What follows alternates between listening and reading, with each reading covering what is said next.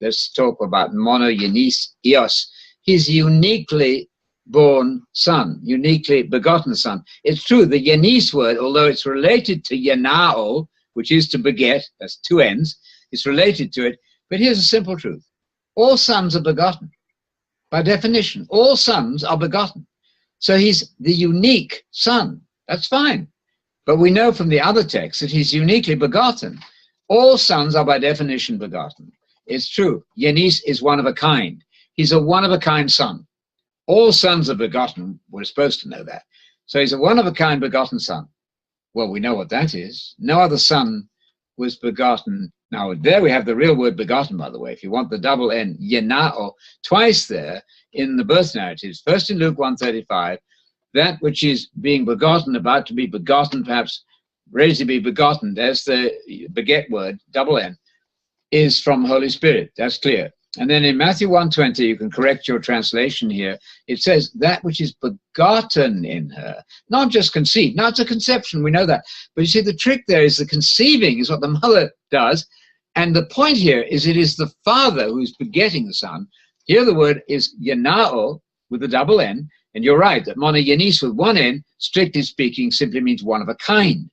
But all sons are begotten anyway, so it makes no difference at all. Ultimately, he's one of a kind begotten son. Putting all of that together, this is obviously a reference to the virginal begetting, without which we have no basis, of course, for the sinless Jesus. One of a kind is right. Often in the Septuagint is translated simply beloved. I think Isaac was said to be one of a kind son. He wasn't, of course, virginally begotten, but he's unique. Isaac was. So it's uniqueness, strictly speaking. Wikipedia is correct at that point. Uniqueness. But all sons are by definition begotten. Because what happens in the womb with the word yenao, which is the word here, toyenithen, it's an aorist passive of yenao. It's not conception. It's not conception. It's a perfectly good word for conceiving, used in these narratives. Mary conceived, Elizabeth conceived. We know that. That's fine. This expressly is the activity of the father in the womb, and that means to procreate, to beget, to sire, to engender, to bring into existence, denying pre-existence, of course. So it's just technically correct to say that the word there is a begetting. It's a fathering word.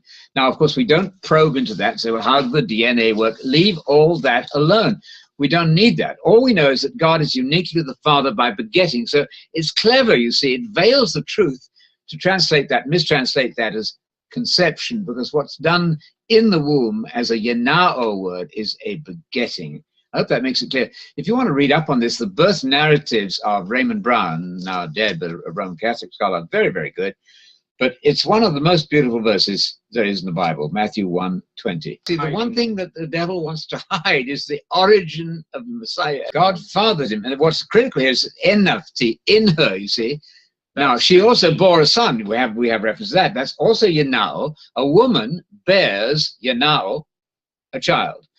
A father procreates, engenders in her. So the significant thing here is the activity in her womb, enafti toyenithen. Now, if you want to really add to your discussion with your friends, you go to 1 John 5:18. Don't go to the King James here. It's horribly messed up. But in 1 John 5:18, guess what? You'll find that the one who was begotten is Jesus. Toyenithis. Oyenithis. All right, the one begotten, the one who was begotten of God, yenithis, a divine passive, begotten of God, the virginally born Jesus, begotten Jesus, I should say. Of course, the virgin birth is not the point. You see that. It's not the birth of Jesus that is different or amazing. What is amazing is the way he was begotten, brought into existence. That's the reason he's the Son of God. That's beautiful. And in 1:18 of Matthew, you have actually the word Genesis there in the best manuscripts. Genesis with one end. And we know what Genesis is. It's right in the very first verse. You couldn't get more fundamental and basic than this. Matthew 1:1. This is the book of the family tree, the Genesis. It's the new creation. And then in 1:18 you have now the Genesis of Jesus goes like this. Ta-da! And people have refused to believe this. They rush to John 1:1 and overthrow this beautiful evidence. So always urge your friends to start with Matthew and Luke. The NIV is very helpful. Look for the footnotes. The origin is the right translation, 118. The origin, the genesis of Messiah is as follows. I mean, it really couldn't be any clearer.